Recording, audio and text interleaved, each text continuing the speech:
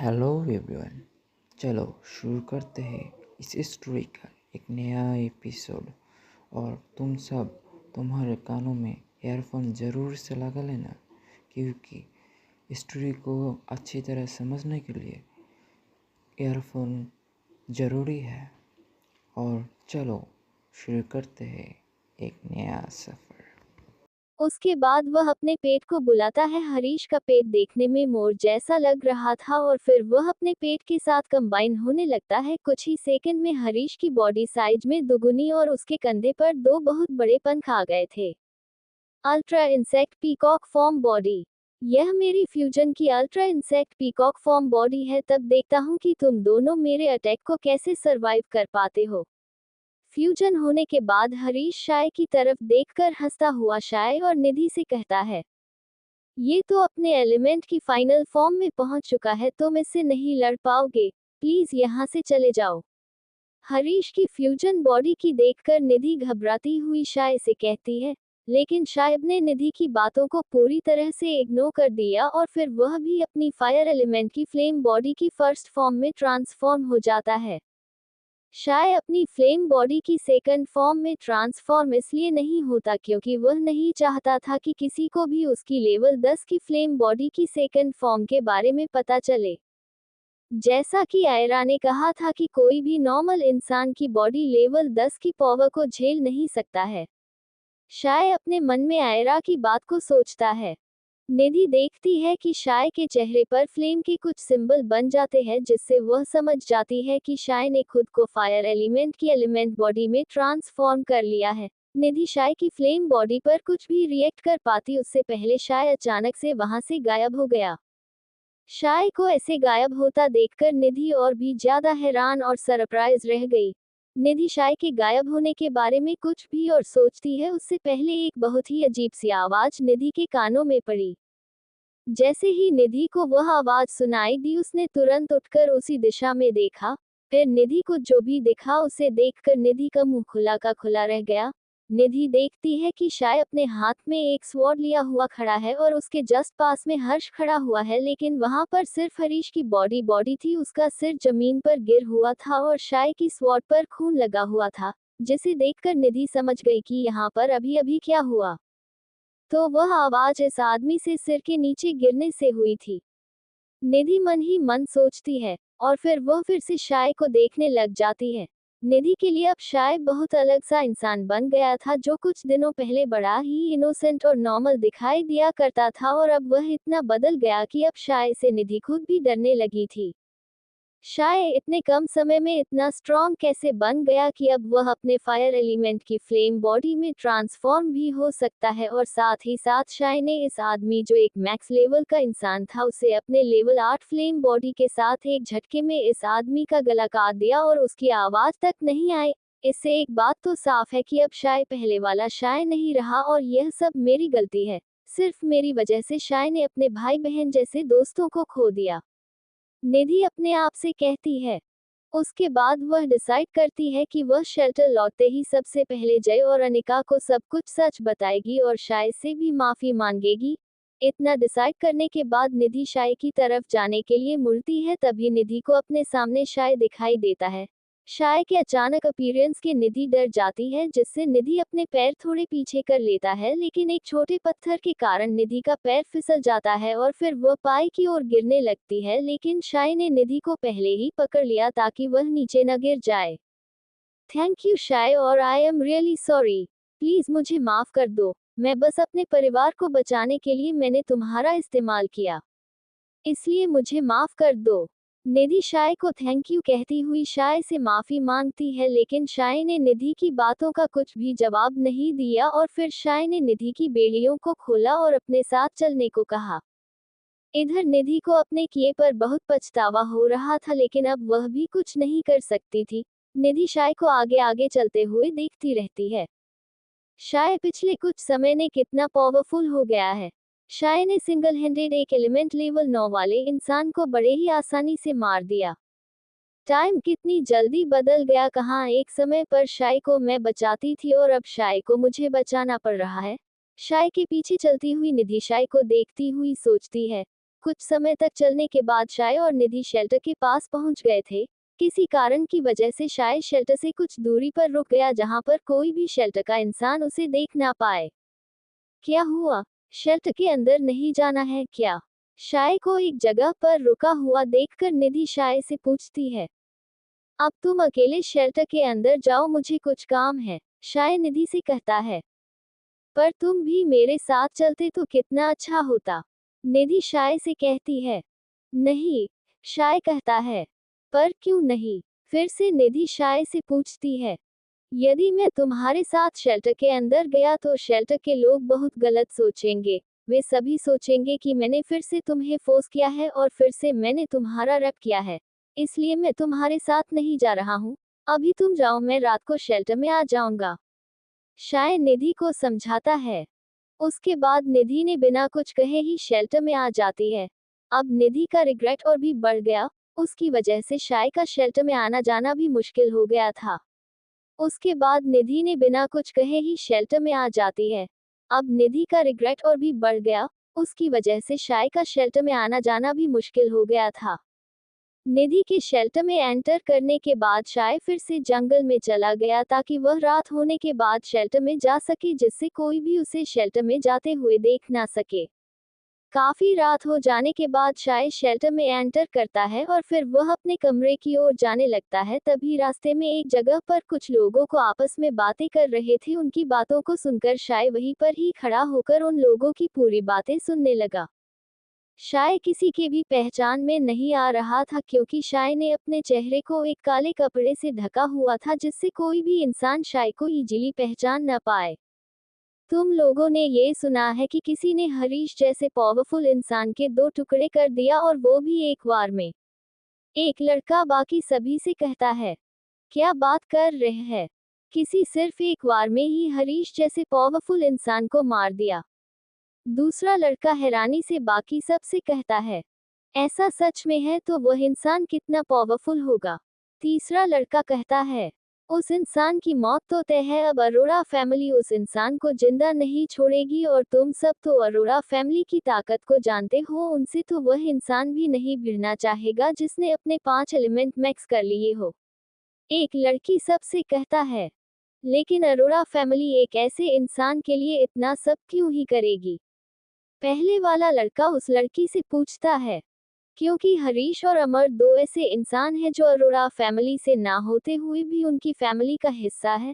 Arora family in दोनों पर सबसे ज्यादा विश्वास करती है, और अब हरीश को किसी ने मार दिया तो अब अरोड़ा फैमिली उस इंसान को इतनी आसानी से जाने देगी क्या? वह लड़की सबको बताती है, तब तो उस इंसान की किस्मत ही खराब है। पहले वाला लड़का कहता है, उस इंसान को क्या ही नुकसान होगा, किसी ने भी उसका चेहरा नहीं देखा है और किसी को भी उसके बारे में पता भी नहीं चलेगा, तब उसे कोई प्रॉब्लम होगी ही नहीं। दूसरा लड़का कहता है, इधर शाय सभी की बातें सुनकर वहां से चला गया और अपने कमरे में आ गया था। किसी ने मुझे और निधि को तो नहीं देखा, लेकिन अजय और उसके आदमियों को तो निधि के बारे में पता है, और वह लोगों को निधि को जिंदा देखकर समझ में ज्यादा समय नहीं लगेगा कि जिसने भी निधि को बचाया है उसी ने हरीश को भी मारा है, और वो लोग फिर से निधि के पीछे पड़ जाएंगे। हालांकि मैंने उसे मेरे बारे में किसी से कुछ भी कहने के लिए मना करा है, लेकिन जब अरोड़ा फैमिली उसके परिवार तक पहुंच गए, हालांकि वो लोग जरूर निधि के परिवार के पास जाएंगे, तब निधि जरूर ही सब कुछ बोल देगी और फिर मेरी लंका लग जाएगी। बहुत बढ़िया शाय, तूने अपने ही पैर पर कुल्हाड़ी मार ली। अब कुछ नहीं हो सकता है, जब मुसीबत आएगी तब देखी जाएगी, शाय अपने आप को ब्लेम करता हुआ कहता है, और फिर शाय अपने बिस्तर पर घोड़े बेचकर सो जाता है। इधर निधि शेल्टर में आते ही सबसे पहले अपने कमरे में चली जाती है, फिर वह रात को अपने कमरे से निकलकर क्वीन के पास चली जाती और फिर क्वीन को अपने साथ हुई सारी घटना को बताती है। अच्छा, तो अरोड़ा फैमिली अब मारने पर तुल गई है और अपने आप को इस प्लेनेट और अर्थ की सबसे स्ट्रॉन्ग फैमिली बनाने के लिए लोगों की जान लेने लग गया है। ये बहुत बुरा है, यहाँ पर लोग अपनी जान लगाकर लोगों की रक्षा कर रहे हैं, और ये सिर्फ अपने आप को पावरफुल दिखाने के लिए लोगों को मार रहे हैं। क्वीन निधि की बात सुनकर क्वीन का चेहरा गुस्से से लाल हो जाता है। क्वीन मैम, अब मैं क्या करूं? अब मैं कहीं पर भी रहूं वो लोग मुझसे शाय के बारे में पूछने जरूर आएंगे। निधि घबराती हुई क्वीन से पूछती है, तुम टेंशन मत लो, तुम हमेशा मेरे लोगों के साथ रहना और जब भी तुम्हें बाय चांस वो लोग मिले तब कहना कि तुमने उस इंसान का चेहरा नहीं देखा क्योंकि उसने अपने चेहरे पर एक ब्लैक मास्क लगाया हुआ था। क्वीन निधि को शांत करवाती हुई उससे कहती है और फिर निधि फिर से अपने कमरे में आ जाती है। शायद इतने कम समय में इतना स्ट्रांग हो गया, मुझे तो विश्वास ही नहीं हो रहा है। क्वीन अपने रूम में बैठी हुई शाय के बारे में सोचती है। मेरा बेटा अपने पिता की तरह काफी ज्यादा इंटेलिजेंट और पावरफुल है। क्वीन अपने बेटे पर प्राउड करती हुई कहती है, कौन मेरे से ज्यादा इंटेलिजेंट और पावरफुल है? आप किसके बारे में बात कर रही हो मॉम? अवनी क्वीन के कमरे में आती हुई क्वीन से पूछती है।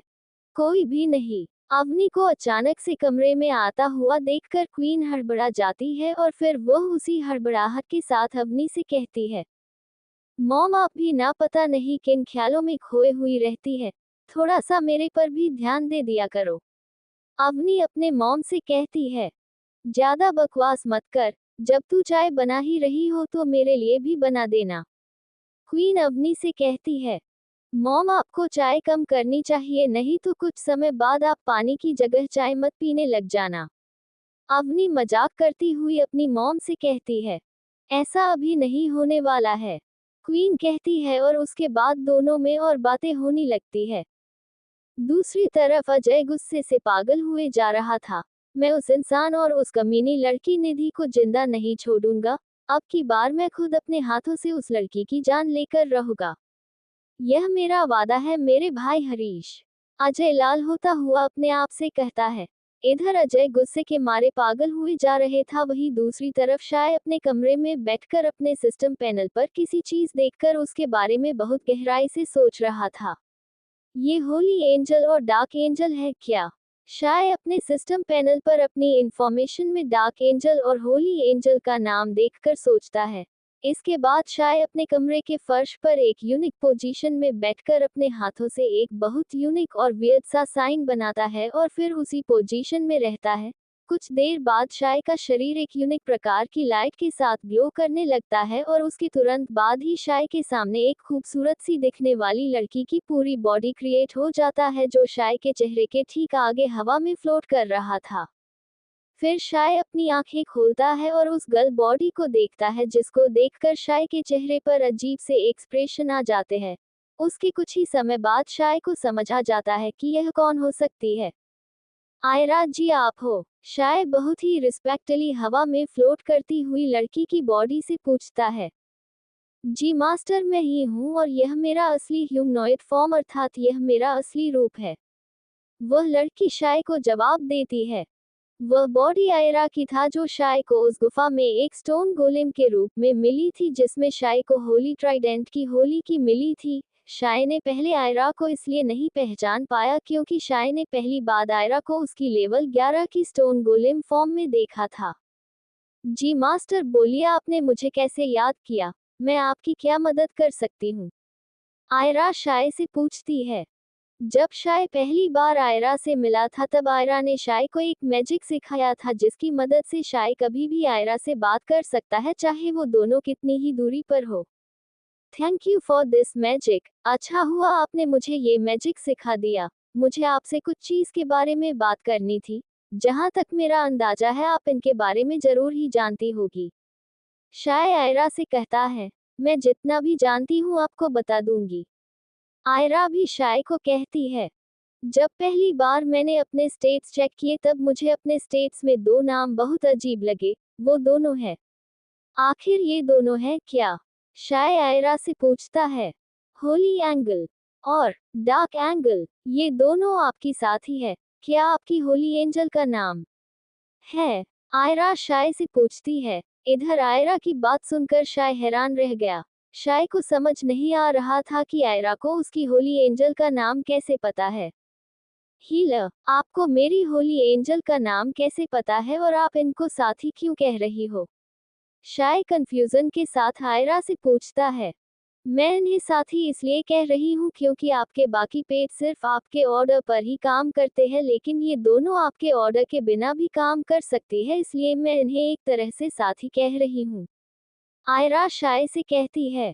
लेकिन एक बात मुझे अभी भी समझ नहीं आई कि आप मेरी होली एंजल का नाम कैसे जानती हो। मैंने तो आपको कभी भी होली एंजल के बारे में नहीं बताया, तो फिर आपको कैसे? शाय आयरा से पूछता है। क्योंकि मैं भी एक होली एंजल हूँ, आयरा शाय से कहती है। आयरा की बात सुनकर शाय हैरानी से उसे ही देखता रहता है। क्या कह रही हो आप? क्या सच में आप एक होली एंजल हो? शाय सरप्राइज के साथ आयरा से पूछता है। मैं आपको सब कुछ बताती हूँ। आज से कई साल पहले होली किंगडम को स्काई किंगडम कहा जाता था, जिसमें इंसान ही रहते थे, लेकिन उन सभी के पीठ पर विंग्स होने के कारण उनको एंजल्स कहा जाने लगा। इस किंगडम को उनकी पावर और विंग कलर के आधार पर दो भागों में बांटा गया था। वह भाग जहां पर ब्राइट विंग वाले एंजल रहते हैं उन्हें होली लैंड या किंगडम कहा जाने लगा, और जहां पर डार्क विंग वाले एंजल रहते हैं उस भाग को डार्क लैंड या किंगडम कहा जाने लगा। ये क्लासिफिकेशन सिर्फ उनके विंग्स की लेकर नहीं हुआ था, उनके विंग्स के साथ साथ उनकी पावर को भी लेकर हुआ था। जिन एंजल के विंग ब्राइट थे वे सभी इसी पावर इमर्स करते थे जो जीवन के अनुरूप होती थी, जैसे हीलिंग वुड जैसी पावर जो जीवन ला सके, और वही दूसरी तरफ डार्क विंग वाले एंजल के पास मौत की पावर थे, जैसे स्केलेटन, पॉइजन पावर या मैजिक। इसलिए उन्हें विंग्स और पावर्स के आधार पर बांटा गया था, लेकिन कुछ सालों बाद में ही डिमंस ने स्काई किंगडम पर हमला कर दिया, जिसके कारण डार्क एंजल्स के डार्क किंगडम को डिमंस ने हासिल कर लिया। उन्होंने सिर्फ उस भाग को हासिल ही नहीं किया, बल्कि यहाँ के एंजल्स को एक ऐसे कॉन्ट्रैक्ट में बांध दिया जिसमें उस किंगडम का सबसे स्किल्ड एंजल एक डिमन का गुलाम बन जाएगा, और फिर वह एंजल एक कठपुतली बनकर रह जाएगा, और वह एंजल तब तक नहीं मार सकता जब तक उसका यूजर नहीं मर जाता।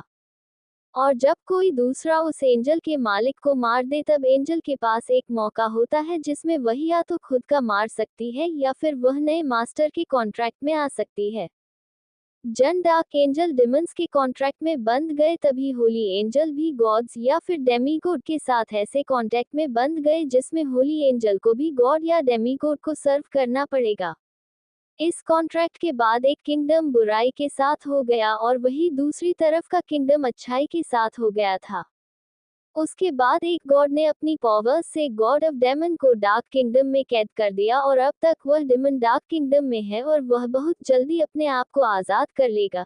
इसके साथ डेमन जनरल्स थे, जिनमें से एक मिस्ट्री प्लेनेट है जिसका नाम डेमन लॉर्ड है। और रही बात आपकी, आपकी बॉडी हाफ डेमन और हाफ गॉड बॉडी होने के कारण आपको डेमन बॉडी के लिए डार्क एंजल और गॉड बॉडी के लिए होली एंजल मिल गई, और आपकी होली एंजल हीलर अपनी स्किल्स में होली किंगडम में सबसे बेहतर थी, इसलिए वह आपको मिल गई। यदि तब मैं भी होली किंगडम में होती तो डेफिनेटली आपकी होली एंजल में होती।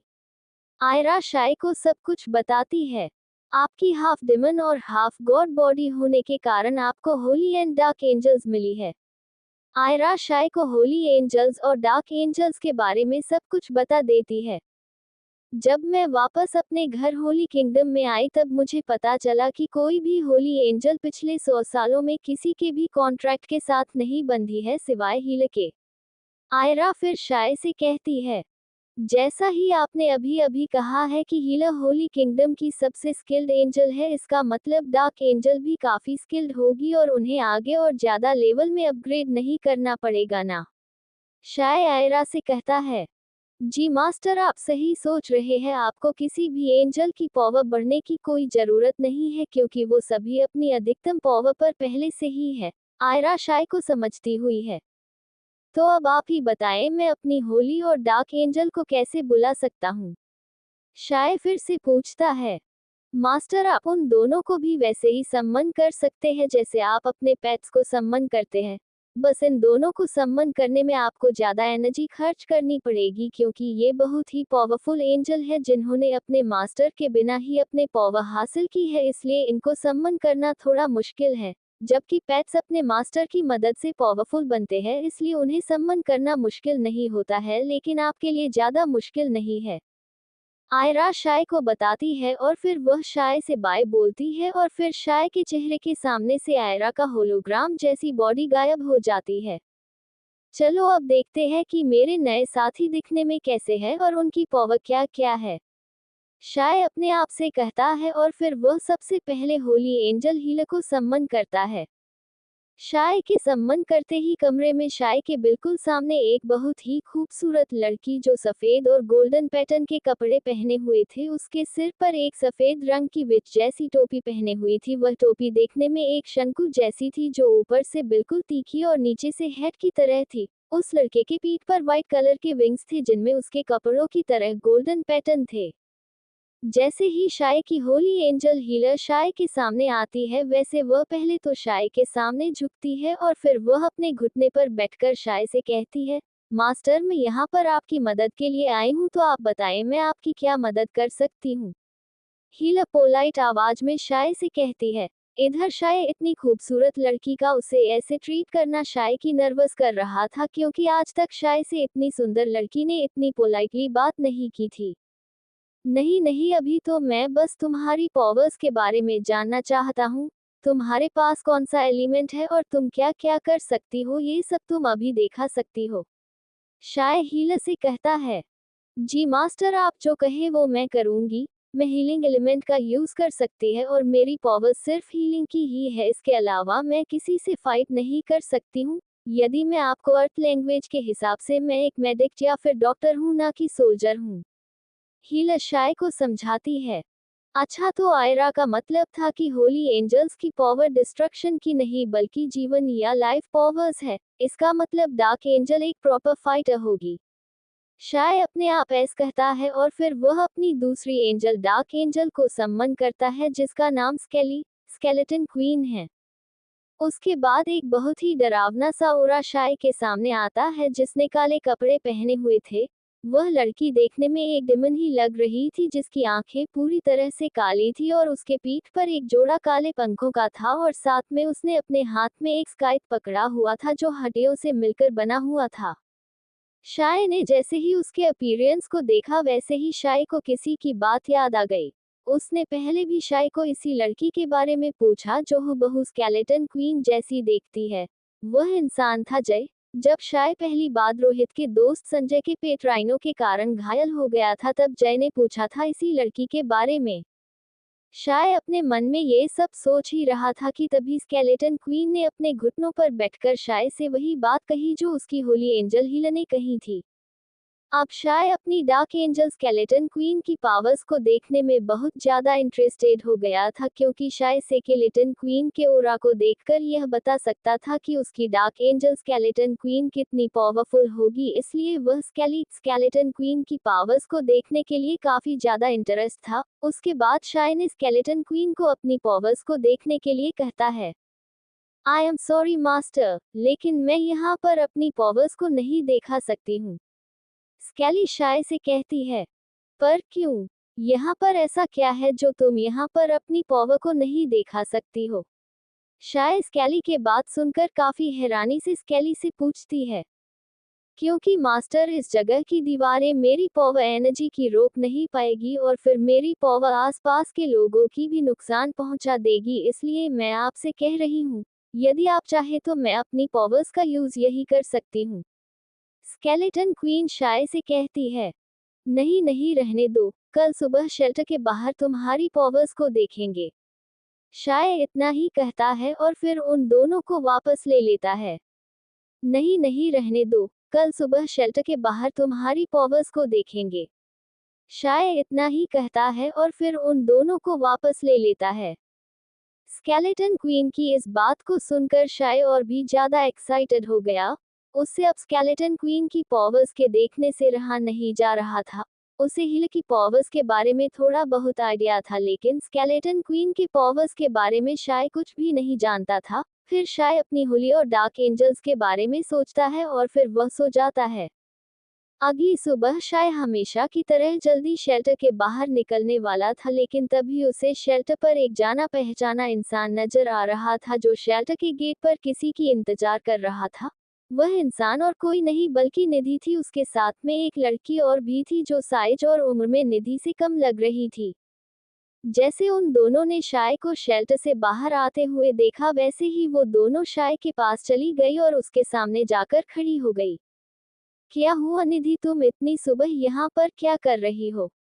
शाय निधि को देखकर उससे पूछता है। मुझे माफ कर दो प्लीज, निधि दर्द भरी आवाज में शाय से कहती है।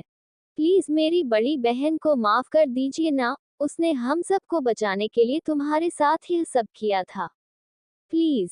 वह छोटी लड़की शाय से कहती है, जिसका नाम राधिका था, जो निधि की छोटी बहन भी थी। वह उम्र में लगभग 15 साल की थी। इधर शाय उसकी छोटी बहन को लेकर सोच में डूबा हुआ था, क्योंकि शाय सोच रहा था कि निधि को इतनी भी क्या मजबूरी थी कि उसे अपनी छोटी बहन को इतनी कम उम्र में मिस्ट्री प्लेनेट पर लाना पड़ा। हालांकि मिस्ट्री प्लेनेट पर कोई निर्धारित उम्र नहीं होने के कारण कोई भी व्यक्ति, जिसकी उम्र कितनी भी हो, वो मिस्ट्री प्लेनेट पर आ सकता है। कुछ देर सोचने के बाद शाय को सब कुछ समझ आ गया था।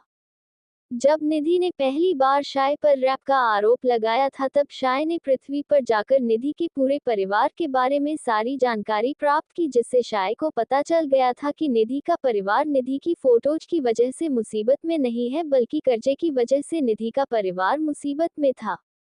आज से कुछ साल पहले निधि के पिता एक 10 करोड़ की कंपनी के मालिक थे, लेकिन निधि के बड़े चाचा ने धोखे से अरोड़ा ग्रुप के साथ मिलकर उन्हें एक ऐसी कंपनी का मालिक बना दिया जिस पर 50 करोड़ का लोन था, और निधि के पिता की कंपनी को निधि के चाचा ने 20 करोड़ में बेच दिया था। उसके बाद लोन नहीं चुकाने पर बैंक ने निधि के घर और बाकी जगह को सील कर दिया, जिससे निधि और उसका परिवार एक एक ऐसी जगह में रहने लगे जहां पर एक बहुत ही छोटा घर था, जिसको निधि और उसके परिवार ने रेंट पर ले लिया। लेकिन वह घर भी अरोड़ा फैमिली से था, इसलिए जब निधि ने क्वीन के सामने सारी सच्चाई बताई तो उन्होंने निधि और उसके परिवार की बेघर कर दिया, और इसके साथ निधि के पिता 50 लाख का लोन भी बकाया हुआ था। इसलिए शाय के हिसाब से निधि के पिता अब किसी भी समय जेल जा सकते हैं, इसलिए उन्होंने ने अपने बच्चों को बचाने के लिए मिस्ट्री प्लेनेट पर भेज दिया।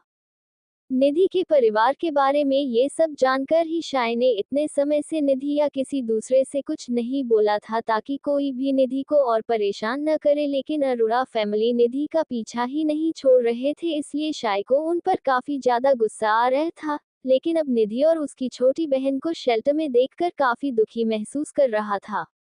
उसके बाद शाय अपनी मन में कुछ सोचता और फिर वह निधि से कहता है, मैं तुम्हें एक शर्त पर ही माफी दूंगा, जब तुम मेरा गिफ्ट एक्सेप्ट करोगी। यदि तुमने अपना प्रॉमिस तोड़ा तब मैं तुम्हें कभी भी माफी नहीं करूंगा, समझे?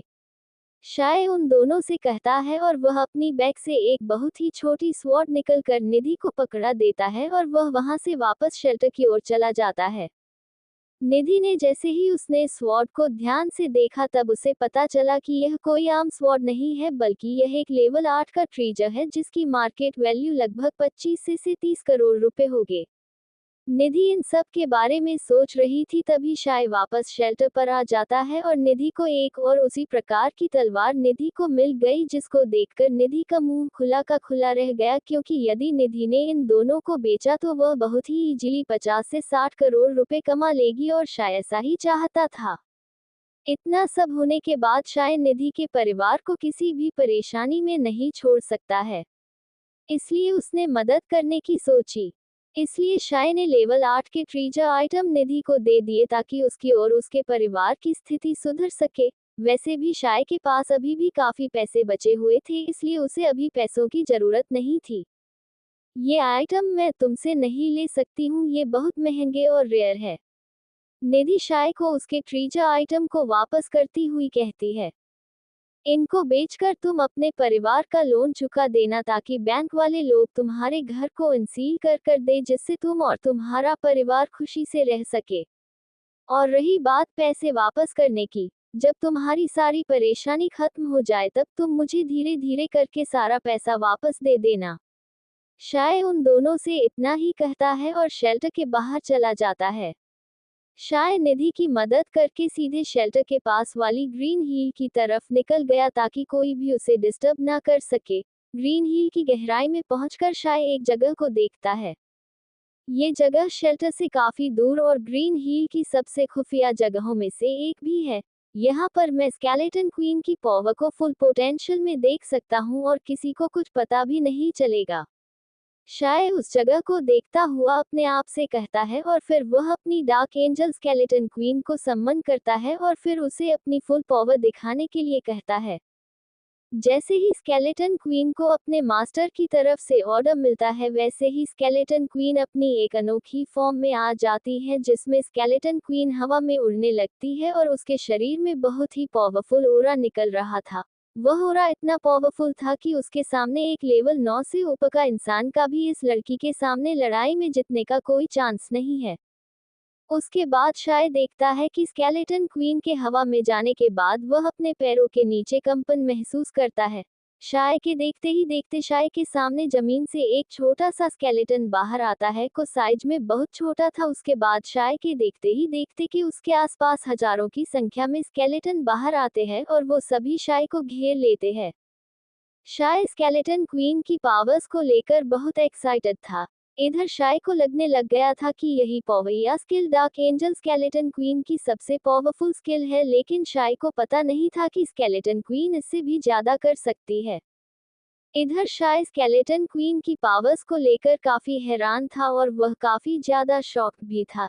तभी शाय को अपने पैरों के नीचे से कंपन आने लगी जो पहले वाली कंपन से बहुत ज्यादा लाउड थी। इसके कुछ समय बाद जब वहां की सारी धूल हटी तो शाय देखता है कि उसके सामने एक बहुत बड़ा स्केलेटन खड़ा हुआ था जिसने अपने मुंह को छोड़कर सारे शरीर पर काले कपड़े पहने हुए थे। साथ ही साथ में उसके सिर पर एक क्राउन लगा हुआ था जिसका मतलब ये कि वह किसी समय वह भी राजा रहा होगा। जब शाय ने स्केलेटन किंग को देखा तो वह और भी ज्यादा हैरान हो गया। कुछ समय बाद जब शाय अपने होश में आया तब उसने डिसाइड किया कि वह उस स्केलेटन किंग से लड़ेगा।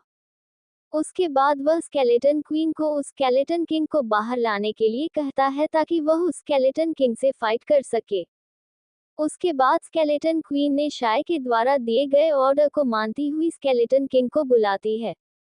उस किंग के आते ही शाय ने अपनी बॉडी को लेवल 8 की फ्लेम बॉडी में कन्वर्ट हो जात है। उसके बाद शाय ने अपने फायर एलिमेंट की मदद से शाय एक स्वॉर्ड बनाता है फिर सीधे स्केलेटन किंग की एक पैर पर अटैक करता है, लेकिन स्केलेटन किंग के पैर में एक बहुत गहरा कट आ गया था। वह कट शाय के लिए बहुत ही कम था क्योंकि शाय के हिसाब से जिस तरह की पावर उसके पास है उस पावर से स्केलेटन किंग का पैर कट जाना चाहिए था, जबकि ऐसा नहीं हुआ। इससे शाय को एक बात का विश्वास हो गया कि स्केली क्वीन अकेले ही एक लेवल 9 एलिमेंट वाले इंसान को बहुत ही इजीली हरा देगी। उसके बाद शाय स्केलेटन क्वीन को जैसे ही वापस लेने वाला था कि तभी स्केलेटन क्वीन शाय से कहती है, मास्टर क्या मैं आपसे एक मदद मांग सकती हूँ? स्केलेटन क्वीन अपने पूरी काली आंखों के साथ शाय से पूछती है। हाँ, शाय इतना ही जवाब देता है। मैं चाहती हूँ कि आप जल्द से जल्द अपने सारे एलिमेंट और डेमोनिक पावर्स को अनलॉक कर लीजिए प्लीज। स्केलेटन क्वीन शाय से कहती है। स्केलेटन क्वीन की बात सुनकर शाय बहुत ज्यादा हैरान हो गया क्योंकि शाय ने पहले कभी भी किसी से डेमोनिक पावर्स के बारे में नहीं सुना था और ऊपर से स्केलेटन क्वीन चाहती है कि शाय जल्दी से अपने आप को स्ट्रॉन्ग बना ले, पर क्यों? इसके बारे में शाय स्केलेटन क्वीन से पूछता है। क्योंकि अब कुछ ही सालों में गॉड ऑफ डेमन अपने सील से आजाद होने वाला है और उसके आजाद होते ही वह मेरे घर और बाकी सभी को मार देगा और मैं अपने परिवार को खोना नहीं चाहती हूँ और आप हैं जो गॉड ऑफ डेमन को मार सकते हैं, इसलिए मैं आपसे ये सब कह रही हूँ। स्केलेटन क्वीन शाय से कहती है। उसके बाद शाय स्केलेटन क्वीन को वापस लेता है और फिर वह शेल्टर के ओर निकल जाता है। शेल्टर के पूरे रास्ते शाय स्केलेटन क्वीन की बातों के बारे में सोच रहा था। शाय अपनी सोच में इतना खोया हुआ था कि उसे पता ही नहीं चला कि शाय कब शेल्टर के गेट के अंदर आ गया है और अब वह कई सारे लोगों की नजरों के सामने से जा रहा था कि तभी कुछ लोग शाय का रास्ता रोक लेते हैं। फिर शाय वैसे ही आगे बढ़ता रहा है, लेकिन जब वह दूसरे आदमी से टकराया तब जाकर शाय को रियलाइज हुआ कि वह बहुत जल्दी शेल्टर आ गया और ऊपर से वह बहुत सारे लोगों के नजर में आ गया है। मिस्टर शाय, तुमने निधि जैसी लड़की के साथ अच्छा नहीं किया, अब तुम्हें इसका हर्जाना अपनी मौत से चुकाना पड़ेगा। हम लोग कब से तुम्हें ढूंढ रहे थे, लेकिन आज कितने महीनों के बाद तुम मिले हो, तो अब तुम्हें हम जाने नहीं दे सकते हैं। शाय के रास्ते में खड़े कुछ लोगों में से एक आदमी अपनी कुल्हाड़ी निकलता हुआ कहता है, अबे मैं इतनी जल्दी शेल्टर में क्यों आ गया? शाय अपने मन में सोचता है और वह एक प्लान बनाता है जिससे वह फालतू में किसी से लड़ाई भी नहीं करेगा। उसके बाद शाय पीछे मुड़ता है और सीधे शेल्टर के गेट की तरफ भागता है। असलियत में शाय अभी किसी से भी पंगा लेना चाहता था, इसलिए उसके थोड़ा सोचा और फिर वह भाग आया। निधि ने बाकी लोगों को शाय की वजह से सच्चाई नहीं बताई, इसलिए शेल्टर की अधिकांश लोगों की यही लगता है कि शाय एक बहुत ही ठरकी और हवस से भरा हुआ लड़का। शाय ने काफी देर के बाद शेल्टर के लोगों से पीछा छुड़ाने के बाद शाय एक पेड़ के नीचे के पत्थर पर बैठकर आयरा से बात करने के लिए ध्यान करने लगा। कुछ ही पलों में आयरा का पूरा शरीर हवा में उड़ता हुआ शाय के नजरों के सामने आ गया। आयरा के सामने आते ही शाय आयरा को स्केलेटन क्वीन ने जो कुछ भी कहा था वो सब शाय आयरा को बता देता है। स्केलेटन क्वीन जो भी कह रही वो सब सही है, क्योंकि जब भी गॉड ऑफ डेमन उस सील से आजाद होगा वह फिर से वही सब करने लग जाएगा जो उसने आज से कई साल पहले सील होने से पहले से करता आ रहा है। आयरा शाय को बताती है, गॉड ऑफ डेमन सील होने से पहले क्या करता था जिसके अनसील होने से स्केलेटन क्वीन इतनी ज्यादा परेशान हो रही है। शाय कंफ्यूज होते हुए आयरा से पूछता है, क्योंकि शाय के हिसाब से गॉड ऑफ डेमन भी वही करेगा जो उसके डेमन जनरल्स कर रहे हैं, अर्थात दूसरों पर राज करना। आप जो सोच रहे हो वैसा नहीं है। एक बार वह अनसील हो गया फिर सबसे पहले वह डार्क एंजल्स के हर एक एंजल को मार देगा और फिर वह होली किंगडम को टारगेट करेगा और फिर मिस्ट्री प्लेनेट और अर्थ के लोगों को पूरी तरह से खत्म करेगा। आयरा शाय से कहती है। आयरा की बात सुनकर शाय शॉक्ड हो जाता है। और पता नहीं गॉड ऑफ डेमन ये सब कब से कर रहा है, लेकिन जहां तक लोगों का कहना है उसने अब तक कई हजार करोड़ लोगों को मौत के घाट उतार दिया है और जिस भी प्लेनेट पर लोगों को मरता था वहां पर उन लोगों के मारने के बाद वह अपने लोगों को बसा देता है और आगे भी उसका यही अल्टीमेट गोल है कि वह इस यूनिवर्स से दूसरी प्रजातियों को खत्म करके अपने लोगों को ही बसाना चाहता है। आयरा शाय से कहती है, अच्छा तो आप मुझे ये बताएं कि मैं अपने एलिमेंट को जल्द से जल्द कैसे मैक्स कर सकता हूँ। शाय आयरा से पूछता है, मास्टर वैसे तो आप पहले से दूसरे इंसानों की तुलना में बहुत तेजी से अपने एलिमेंट को अपग्रेड कर सकते हो। आयरा कहती है, वो तो मुझे भी पता है कि मैं दूसरे लोगों से फास्ट अपग्रेड कर सकता हूँ, लेकिन मैं और भी तेजी से अपने एलिमेंट को अपग्रेड करना चाहता हूँ। क्या आपके पास इसका कोई तरीका है क्या? शाय पूछता है, इसका एक ही तरीका है, लेकिन उसके लिए करीब 2 साल या इससे भी ज्यादा समय के लिए आपको शेल्टर और अपने लोगों और दोस्तों से दूर रहना पड़ेगा। आयरा शाय से कहती है, आप वह तरीका बताएं, मैं सब कुछ करने को तैयार हूँ। शाय आयरा से कहता है, ठीक है, मुझे ये तो पता नहीं कि आपका शेल्टर कहाँ पर है, लेकिन उस गुफा से जहाँ पर मैं थी वहाँ से पश्चिमी दिशा में करीब 50 दिन के सफर पर आपको एक बहुत बड़ा पहाड़ दिखाई देगा जो मिस्ट्री प्लेनेट का सबसे बड़ा पहाड़ है, जिसे मिडल माउंटेन कहा जाता है क्योंकि वह माउंटेन मिस्ट्री प्लेनेट के बीचों बीच है और उसी पहाड़ की चोटी पर एक गुफा है जिसमें एक वाटरफॉल है जिसे गोल्डन वाटरफॉल कहते हैं। इस वाटरफॉल के पानी का कलर गोल्डन है जिसके कारण उसे गोल्डन वाटरफॉल कहते हैं। यदि आप सच में अपने एलिमेंट को जल्दी से अपग्रेड करना चाहते हो तो आपको जल्द से जल्द इस माउंटेन पर बनी गुफा में पहुंच जाना चाहिए और उसके आगे की सारी बातें मैं आपको वही बताऊंगी, तभी आपको सारी बातें समझ आएगी। आयरा शाय को बताती है, ठीक है, मैं कल ही उस माउंटेन के लिए निकल जाऊंगा और जब मैं वहां पर पहुंच जाएगा तभी आपसे बात करूंगा। शाय कहता है, ठीक है मास्टर, आप अपना ख्याल रखिएगा। आयरा कहती है और फिर वह शाय के चेहरे के सामने से गायब हो जाती है। आयरा के जाने के बाद भी शाय अपनी जगह पर बैठा हुआ कुछ सोचकर मुस्कुराते जा रहा था। डैड, आपकी और बातें तो याद नहीं है, लेकिन एक बात याद जरूर है। आप हमेशा कहते थे कि हमें हमेशा किसी ऐसी की मदद करनी चाहिए जिसे हमारी जरूरत हो, और आज इस यूनिवर्स में मैं अकेला ऐसा इंसान हूँ जिस पर कई प्रजातियों की लाइफ टिकी हुई है, और आप भी यही चाहते हैं कि मैं उन लोगों की मदद करूँ ताकि वो लोग भी अपनी जिंदगी सुख और शांति के साथ जी सके। शाय आसमान की तरफ देखता हुआ अपने डैड को याद करता हुआ कहता है। और फिर शाय रात होने तक वही उसी पत्थर पर बैठा हुआ था।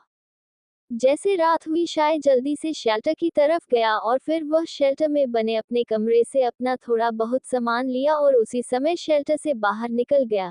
जैसे शाय शेल्टर के बाहर आया उसे फिर से वही लोग दिखाई दिए जो शाय की पिछले काफी समय से शेल्टर के पास फॉलो कर रहे थे, लेकिन उन्होंने कभी भी शाय को अप्रोच करने की कोशिश नहीं को और इसी बात को लेकर शाय काफी कंफ्यूज हो गया था। शाय इन फॉलोअर को काफी दिनों से नोटिस कर रहा था। जब शाय अपनी मार्शल आर्ट की ट्रेनिंग से वापस मिस्ट्री प्लेनेट पर आया था तब से शाय इन लोगों को अपना पीछा करता हुआ देखता था और शाय को एक बात का बहुत विश्वास था कि यह कोई नॉर्मल लोग नहीं हो सकते हैं क्योंकि इनकी फॉलो करने की टेक्निक बहुत ही यूनिक और स्पेशल है। शाय को खुद को इस टेक्निक के बारे में पता करने में एक समय लग गया, जबकि शाय ने फायर एलिमेंट का एक एक्स्ट्रा एलिमेंट भी अनलॉक भी कर लिया था जिससे शाय की पावर के साथ साथ उसके सेंस, रिफ्लेक्शन और आईक्यू भी बढ़ गया। मैं इनको सबको काफी ज्यादा इग्नोर कर चुका हूँ, लेकिन अब मैं इनको अपना और पीछा नहीं करने दे सकता हूँ। यदि मैंने इनसे अपना पीछा नहीं छुड़वाया था तो इनको काफी कुछ पता चल जाएगा और मैं अभी यह बिल्कुल भी नहीं चाहता हूँ। मुझे कैसे भी करके इन फॉलोअर से पीछा छुड़वाना है। शाय अपने मन में सोचता है और फिर शाय काफी समय बाद किसी तरह से अपना पीछा छुड़वाता है और फिर वह गुफा की तरफ निकल जाता है। शाय अभी भी काफी ज्यादा चौकन्ना था और लगातार पीछे नजर रखा हुआ था। शाय अभी किसी को पता नहीं लगने देना चाहता था क्योंकि शाय नहीं चाहता था कि लोग को असली मुसीबत के बारे में पता चले। यदि यहाँ के लोगों को असली मुसीबत या खतरे के बारे में पता चला तो यहाँ के लोगों की उम्मीद टूट जाएगी और वो लोगों फिर इस प्लेनेट और अर्थ को प्रोटेक्ट करना भी छोड़ देंगे। इसलिए शाय ने किसी को भी कुछ भी बताना सही नहीं समझा और वैसे भी बताकर कर भी कोई फायदा नहीं होता क्योंकि इनकी सबकी पावर्स गॉड ऑफ डेमन तो क्या डेमन लॉर्ड को मारने में सक्षम नहीं, तो वह तो डेमन लॉर्ड का भी मास्टर है, उसके सामने तो सब सिर्फ कीड़े मकोड़े हैं। शेल्टर के बाहर निकलते ही शाय सबसे पहले उसी दिशा की तरफ निकल जाता है जिस दिशा में शाय को आयरा और उसके गुफा मिली थी। यहाँ पर पहुंचकर शाय पश्चिमी दिशा की तरफ मुड़ जाता है। कुछ देर तक चलने के बाद शाय को रियलाइज होता है कि वह उसी दिशा में आगे बढ़ रहा है जिस तरफ शेल्टर है, लेकिन शाय इस केव तक आने के लिए बहुत सी घुमावदार रास्तों से आया था, इसलिए उसे शेल्टर की एग्जैक्ट लोकेशन का नहीं पता था। उसके बाद शाय को एक बात और याद आई। जब शाय यहाँ पर आया था तब किसी ने शाय से कहा था कि कोई भी ऐसा इंसान शेल्टर के पश्चिमी दिशा नहीं जाता है जिसका एलिमेंट लेवल 9 से कम हो। उस दिशा में सिर्फ वो लोग ही जा सकते हैं जिसके एलिमेंट 9 है। इसका कारण ये था कि बहुत से लोगों ने उस दिशा में लेवल 10 के एलियन से अपनी जान गंवा दी। शेल्टर की पश्चिमी दिशा में सर्वाधिक हाई लेवल एलियंस रहते हैं जिनको केवल हाई एलिमेंट लेवल ही मार सकते हैं, इसलिए लो लेवल के लोग बाकी दूसरी दिशाओं में शिकार के लिए जाते थे। ये तो शेल्टर की सबसे खतरनाक डायरेक्शन है और जहां तक इस डायरेक्शन में मुझे कई डिमंस मिलेंगे, इसलिए इस नए सफर में मुझे बहुत सावधान रहना होगा। मैं तो यही दुआ करूंगा कि मुझे अपने सफर में कोई भी डिमन ना मिले। शायद शेल्टर और उस केव की वेस्ट डायरेक्शन में चलता हुआ अपने आप से कहता है।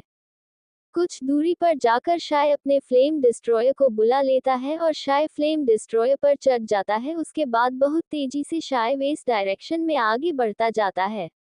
शाय बिना रुके लगातार आगे बढ़ता जा रहा था और करीब 2 महीनों के बाद जाकर शाय उस मिडल माउंटेन के पास पहुंच गया जिसके बारे में आयरा ने बताया था, लेकिन शाय अभी भी उस गुफा में नहीं पहुंचा था जहां पर गोल्डन वाटरफॉल है।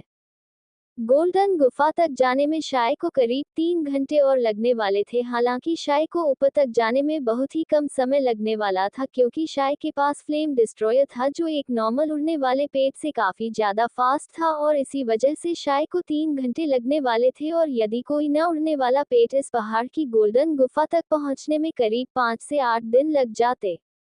जैसे जैसे शाय ऊपर की तरफ जा रहा था वैसे वैसे शाय और फ्लेम डिस्ट्रॉयर की मुश्किलें बढ़ती जा रही थी क्योंकि शाय जैसे जैसे ऊपर का रहा था वैसे वैसे तापमान कम होता जा रहा था और ठंड बढ़ती जा रही थी। हालांकि शाय ने इस ठंड से बचने के लिए ठंड के कपड़े पहले ही पहन लिए थे।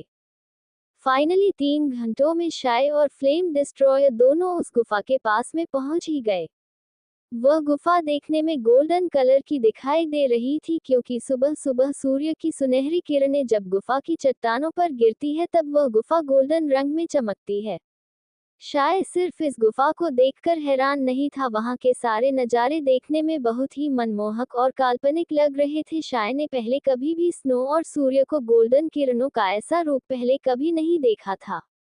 शाय सिर्फ इतना देखकर हैरान था, लेकिन जब शाय को इस पहाड़ की असली खासियत के बारे में पता लगा तब तो वह शॉक्ड रह गया, क्योंकि शाय को पता चला कि यह पहाड़ केवल मिस्ट्री प्लेनेट के बीचों बीच नहीं है, बल्कि यह बहुत ही यूनिक भी है, क्योंकि इस पहाड़ के चारों ओर अलग अलग बायोम है। जैसे पहाड़ के एक तरफ जंगल है, दूसरी तरफ मरुस्थल, तीसरी तरफ बर्फीला भाग, चौथी तरफ भारी मात्रा में वोल्केनो ज्वालामुखी और अन्य दूसरी साइड में मैदान और बाकी बायोम थे जो सभी इस पहाड़ से कनेक्ट होते हैं।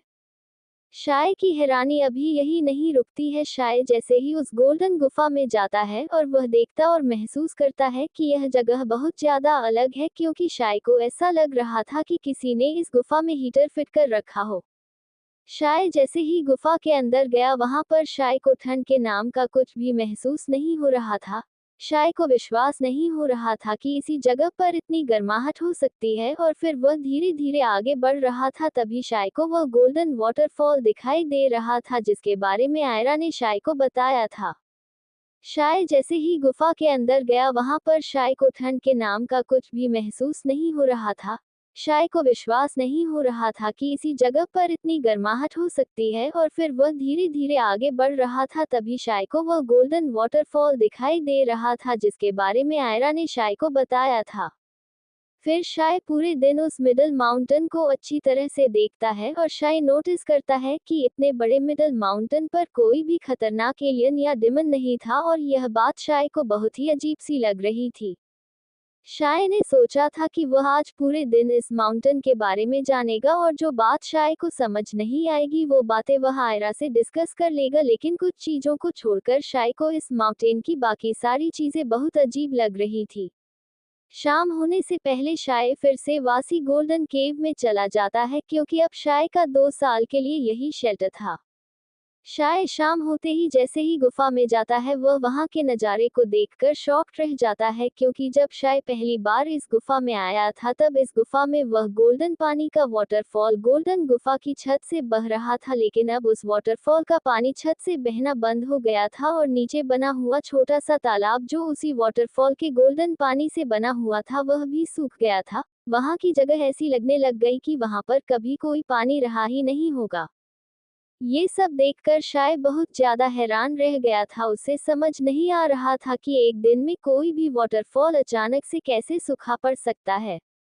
अब शाय की थोड़ा अनकंफर्टेबल सा फील होने लगा। वह अब इस गोल्डन गुफा में रहने से डर रहा था, लेकिन इस समय शाय भी इस गुफा से बाहर नहीं जा सकता था, क्योंकि शाय इस माउंटेन की चोटी के पास था और इतनी ऊंचाई पर बहुत ठंड थी, और अब रात का समय था और गुफा के बाहर स्नोफॉल रही थी, जिसके कारण सुबह के मुकाबले ठंड और भी बढ़ गई। लेकिन ये गुफा रात को भी वैसे ही गर्म थी जैसे उसने सुबह देखी थी। इस गुफा पर बाहर की ठंड का कोई असर नहीं हो रहा था, लेकिन शाय बाहर भी नहीं जा सकता था। इतनी ठंड में शाय बाहर सोने का रिस्क नहीं ले सकता था, और वह अंदर भी नहीं रहना चाहता था।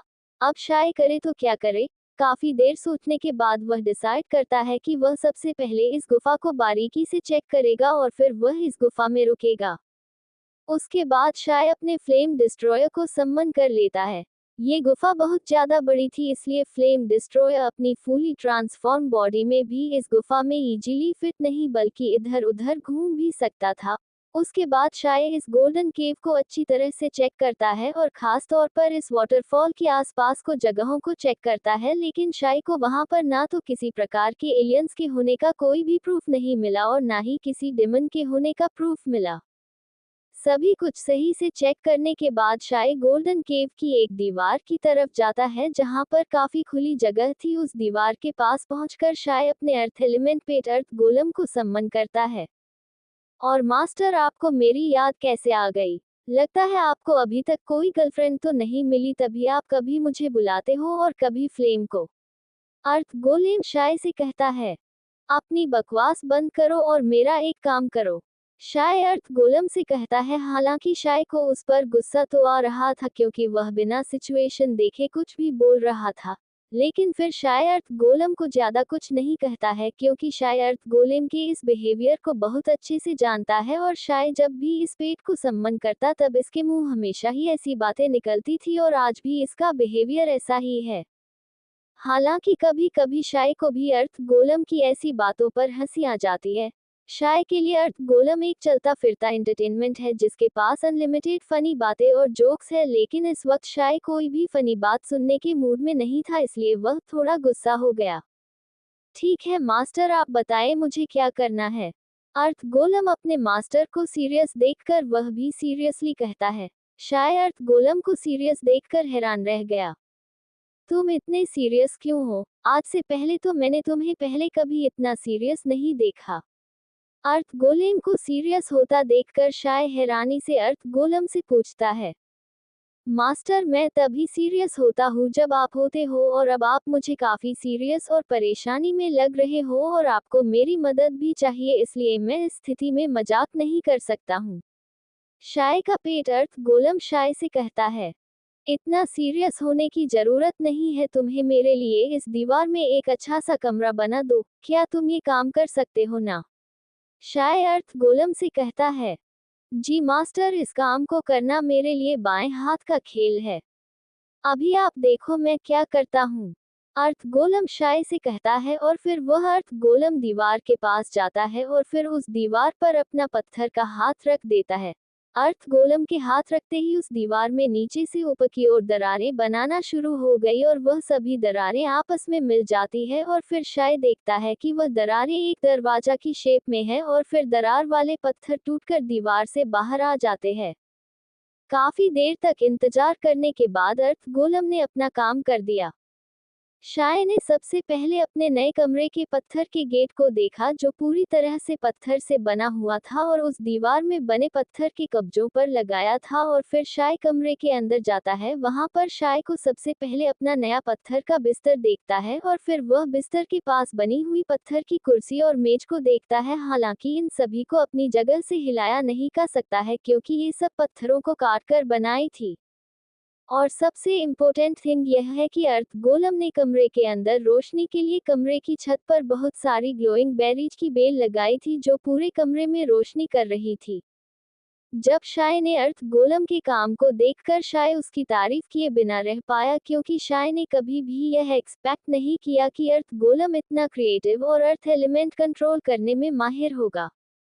जब शाय के रहने की व्यवस्था तो हो गई तब जाकर शाय अपने आप को नए कमरे में ज्यादा सेफ महसूस कर रहा था। उसके बाद शाय अपने साथ ले फलों को खाकर अपना पेट भरता है और फिर वह कमरे के बाहर आ जाता है जहां पर अर्थ गोलम और फ्लेम डिस्ट्रॉयर बैठे हुए थे। फ्लेम और अर्थ गोलम, तुम दोनों को आज पूरी रात इस कमरे की पहरेदारी करनी और साथ ही साथ तुम दोनों इस केव के हर एक स्थान को ध्यान से ऑब्जर्व करना और पता लगाना कि इस जगह में क्या अजीब है और यदि कोई भी खतरा आया तब सबसे पहले मुझे उठाना है। और इस काम के लिए तुम दोनों पर कोई स्पेशल ऑर्डर नहीं, तुम दोनों अपनी कोई भी आर्ट का यूज कर सकते हो, लेकिन एक बात का ध्यान रखना कि यहाँ की कोई भी चीज डैमेज न हो। शाय अपने कमरे से बाहर आकर उन दोनों पैट्स को अच्छी तरह से समझाता है और फिर शाय सोने के लिए चला जाता है।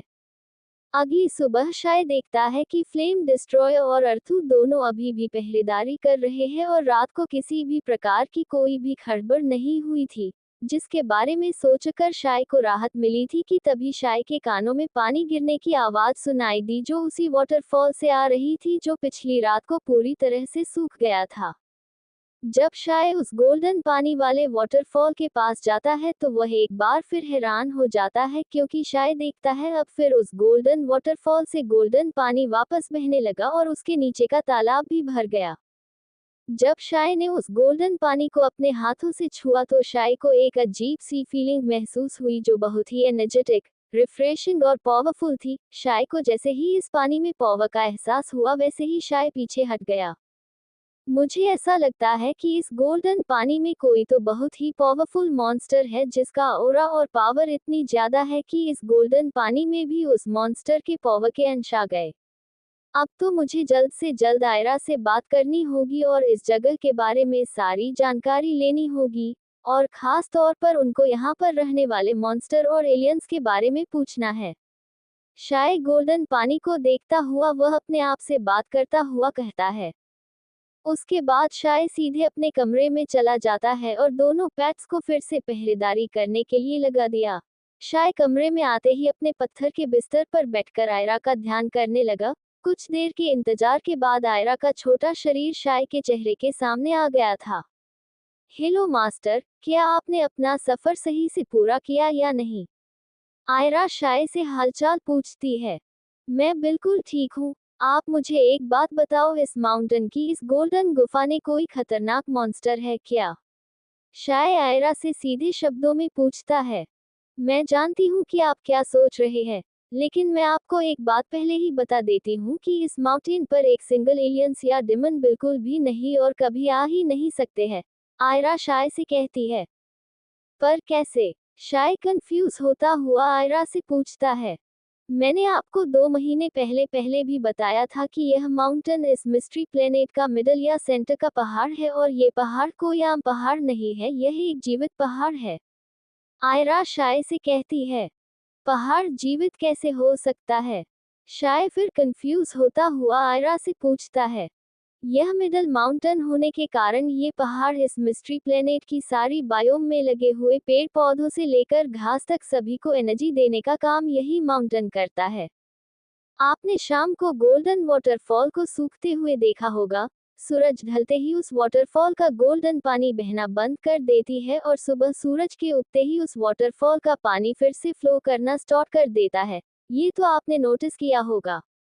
और यही वाटरफॉल आपकी एलिमेंट अपग्रेड में बहुत ज्यादा मदद करेगा। आयरा शाय को बताती है। एक वाटरफॉल, पर कैसे? शाय आयरा से पूछता है।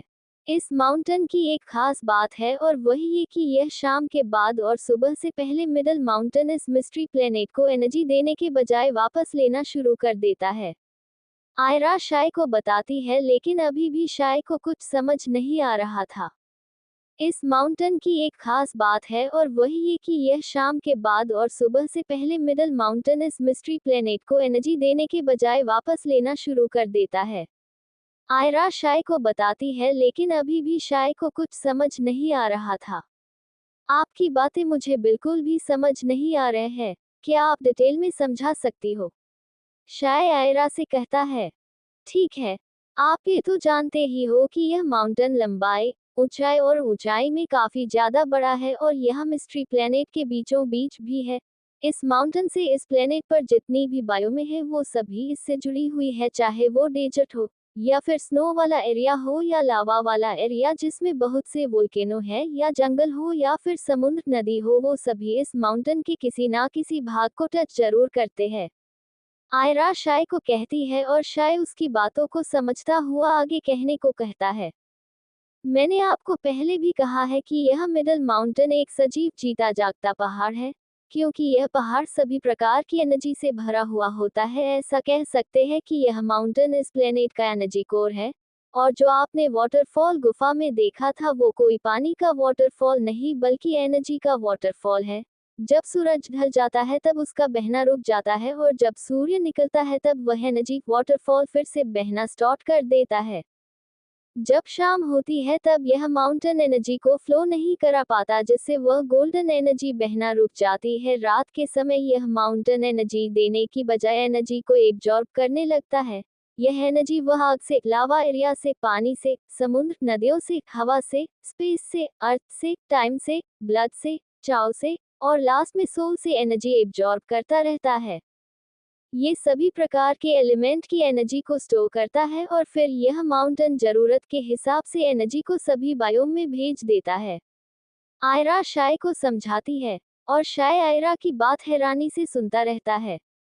यह माउंटेन समुद्र से वाटर एलिमेंट एनर्जी ऑब्जर्व करता है और वोल्केनो बायोम से फायर एलिमेंट की एनर्जी, आसमान से विंड एलिमेंट की एनर्जी और लास्ट में जमीन से अर्थ एलिमेंट एनर्जी ऑब्जॉर्व है। लेकिन मुझे एक बात समझ नहीं, बचे हुए 5 element space, time, chaos, soul, blood element की एनर्जी कहाँ से ऑब्जॉर्व करता है?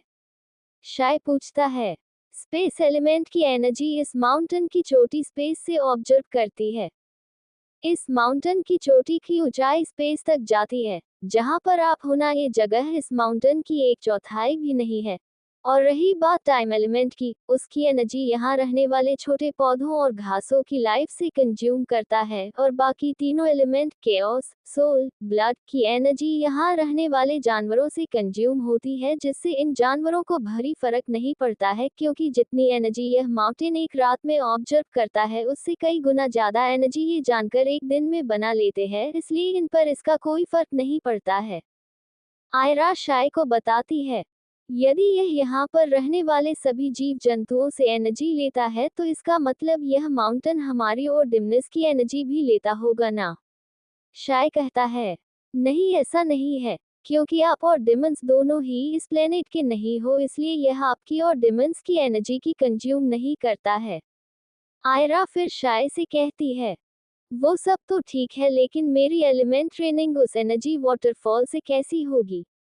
शाय आयरा से पूछता है, आपको हर सुबह सूर्योदय होने से पहले अपनी ट्रेनिंग उसी एनर्जी वाटरफॉल के ठीक नीचे जहां पर वह गोल्डन एनर्जी गिरती है स्टॉक करनी होगी, जिससे आप जिस एलिमेंट की ट्रेनिंग कर रहे होंगे उसी प्रकार की एनर्जी उस एनर्जी वाटरफॉल से आपके शरीर में आ जाएगी, जिससे आपका एलिमेंट और भी ज्यादा तेजी से अपग्रेड होगा और साथ ही साथ उस एलिमेंट की पावर में भी बढ़ोतरी होगी, जो आपके लिए बहुत इंपॉर्टेंट है।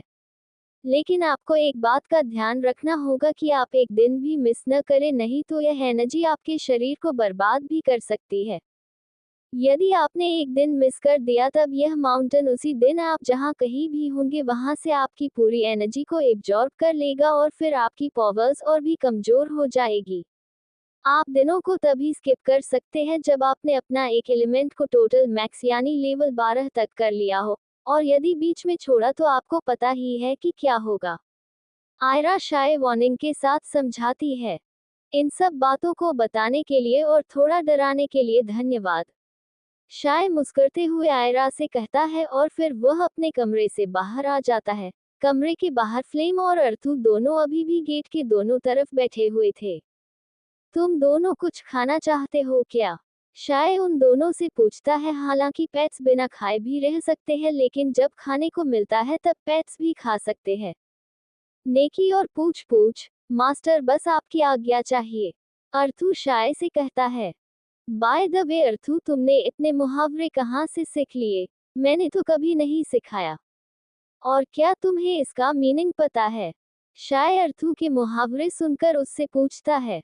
मीनिंग नहीं पता है मास्टर, लेकिन मैंने ये सब दूसरे लोगों को कहता हुआ सुना है।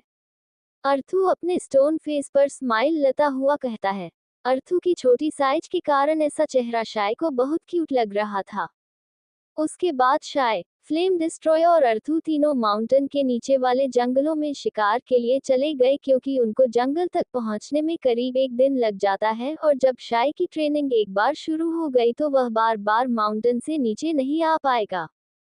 मुझे माउंटेन से नीचे उतरने में 5 घंटे और माउंटेन के नीचे पथरीली जगह से इस इलाके में पहुंचने के लिए 15 घंटे लग जाते हैं। इसका मतलब मैं बार बार नीचे नहीं आ सकता हूँ, मुझे एक बार में 1 सप्ताह का खाना ले जाना होगा। हालांकि एक बात बहुत अच्छी हो गई कि वहां माउंटेन पर बर्फ ही बर्फ है, जिसके कारण कम से कम फल कई दिनों तक खराब तो बिल्कुल ही नहीं होंगे, लेकिन मैं 2 साल तक केवल फलों पर तो जी नहीं सकता हूँ, मुझे अपने खाने का कुछ परमानेंट जुगाड़ करना पड़ेगा, शाय कहता है, और फिर वे सभी खाने की तलाश में निकल जाते हैं। उसके अगले दिन शाय सुबह सुबह सूर्योदय से पहले शाय उस गोल्डन एनर्जी के झरने के नीचे बैठ गया और अपने वाटर एलिमेंट की प्रैक्टिस करने लगा, क्योंकि शाय ने अपना अर्थ एलिमेंट और फायर एलिमेंट को ऑलरेडी लेवल 9 और लेवल 11 कर दिया था, इसलिए वह पहले बाकी सभी एलिमेंट्स को फुल अपग्रेड लेवल 12 करना चाहता था। इधर क्वीन पिछले 2 महीनों से शाय को शेल्टर में ढूंढ रही थी, लेकिन शाय किसी को भी नहीं मिला और ना ही किसी को शाय के बारे में कुछ पता चला। तुम लोगों को कितनी बार कहा है कि अपना काम पूरे ध्यान के साथ किया करो। तुम लोगों की लापरवाही के कारण आज शाय तुम्हारी आंखों के सामने से गायब हो गया। यदि शाय को कुछ भी हुआ तो तुम लोग गए फिर। अब मेरा मुंह क्या देख रहे हो, जाकर शाय को ढूंढो। शाय के ना मिलने से क्वीन उन लोगों पर बहुत गुस्सा थी और इसी गुस्से में वह उन सभी से कहती है। क्वीन की गुस्से भरी आवाज सुनकर वो सभी जल्दी से उस कमरे से बाहर निकल आते हैं और फिर वो सभी शाय को ढूंढने में लग जाते हैं। समीर एक बात बता क्वीन मैम शाय के नाम मिलने पर इतना गुस्सा क्यों हो रही है और उन्होंने तो बिना सोचे समझे हमारे लीडर को कई बातें सुना दी। आखिर क्वीन शाय जैसे नॉर्मल लड़के के लिए इतनी परेशान क्यों है। क्वीन ने जिन लोगों को शाय की तलाश में भेजे थे उनमें से एक आदमी अपने टीम के दूसरे आदमी जिसका नाम समीर था उससे पूछता है, यार मुझे नहीं पता है लेकिन एक बात तो है इस मामले में हमारे लीडर को बहुत कुछ सुनना पड़ रहा है। समीर उस आदमी से कहता है, कहीं ना कहीं इसमें लीडर की गलती भी है, उनको अपनी नज़र शाय से नहीं हटानी चाहिए थी। उतने में वह लड़का लीडर की आंखों से गायब हो गया, इसमें लापरवाही लीडर की है। आराध्या इतनी टेंशन मत लो, शाय को कुछ नहीं होगा, वह कहीं शिकार पर गया होगा, वहीं पर उसे इतना समय लग गया होगा। वर्षा आराध्या क्वीन को शांत करती हुई कहती है, वर्षा तुम ठीक कह रही हो, शाय कहीं शिकार पर ही गया होगा, लेकिन फिर भी मुझे उसके लिए डर सा लग रहा है। इस प्लेनेट पर एलियंस के अलावा डिमंस भी है। मैं शाय को फिर से नहीं खोना चाहती हूँ, तुम भी जाकर उसे ढूंढो ना, मुझे उसे अपने और अवनी के बारे में पहले ही बता देना चाहिए था। आराध्या अपना मास्क उतारती हुई वर्षा से कहती है, आराध्या अब तुम बिना मास्क के बाहर जाने वाली हो क्या। वर्षा आराध्या की आंखों को देखती हुई उससे पूछती है, हाँ, अब से मैं बिना मास्क के ही रहूंगी। मैं और ज्यादा शाय से दूर नहीं रह सकती हूँ और जब अवनी अर्थ से वापस आ जाएगी तब मैं उसे भी उसके भाई के बारे में सब कुछ बता दूंगी। और अब से मैं क्वीन की बजाय आराध्या बनकर ही रहूंगी, आराध्या वर्षा से कहती है। इधर शेल्टर के रास्तों पर चलते हुए दो और इंसान जो शाय को बेसब्री से ढूंढ रहे थे और वो दोनों है जय और अनिका मल्होत्रा। क्योंकि जब से जय और अनिका को निधि ने सब कुछ बताया कि यह सब रोहित, विनय और इशिता के द्वारा उससे मजबूरी में करवाया था, जब जय और अनिका ने निधि की सारी बातें ध्यान से सुनी तब जाकर उनको भी रियलाइज हुआ कि उन्होंने भी शाय के साथ बहुत गलत किया और वो दोनों शाय से माफी मांगने के लिए शाय की बेसब्री से ढूंढ रहे थे, लेकिन बाकी लोगों की तरह उन लोगों को भी शाय के बारे में कुछ भी पता नहीं चला। जब अनिका और जय को पता चला कि शाय और उनके बीच की दरार इशिता की वजह से पड़ी थी तब अनिका और जय दोनों ने सबसे पहले अवनी का ग्रुप छोड़ दिया ताकि वो दोनों किसी भी समय इशिता के पास में न रह सके। उनके हिसाब से इशिता ने अपने घमंड के चलते जो कुछ भी किया था वह एकदम वाहियात किस्म की हरकत थी जो कोई पागल ही कर सकता है और वो दोनों किसी पागल से साथ तो बिल्कुल नहीं रहना चाहते थे। उसके बाद निधि, अनिका, जय और अनिका के कुछ दोस्त जो अनिका की तरह इशिता के साथ नहीं रहना चाहते थे वो सभी भी अनिका के साथ आ गए और एक नया ग्रुप बना लिया। यह शायद इतने दिनों तक कहाँ पर है, पहले तो कभी भी इतने टाइम तक शेल्टर से बाहर नहीं रहता था। जय अनिका को कहता है, जय तुम सही कह रहे हो लेकिन एक बार तुम शाय की जगह लेकर देखो कि इस शेल्टर में ऐसा कोई नहीं जो तुम्हें पसंद करता हो और ऊपर से सब तुमसे नफरत करने लगे, तब तुम इस शेल्टर में क्यों ही आओगे। अनिका जय को समझाती है, हाँ दी तुम सही कह रही हो लेकिन शायद जब भी शेल्टर आएगा तब सबसे पहले मैं उसको ना समझने की अपनी गलती की माफी मांगूंगा। जय अनिका से कहता है और फिर शेल्टर के गेट से निकल जाते हैं। इधर अर्थ पर अवनी और इशिता अपनी वेकेशन एंजॉय कर रहे थे।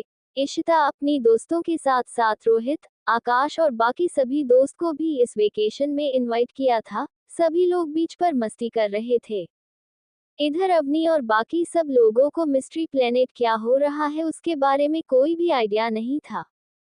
एक तरह अवनी, इशिता और बाकी सभी लड़कियां अपनी मस्ती में खोई हुई थी, वहीं दूसरी तरफ आकाश अवनी को इम्प्रेस करने की तरकीबें सोच रहा था, लेकिन आकाश की कई कोशिशों के बाद भी अवनी ने आकाश को बिल्कुल भी भाव नहीं दिया, जिसको देखकर आकाश को अवनी पर गुस्सा आने लगा था। यह अवनी की बच्ची अपने आप को तोप समझती है क्या?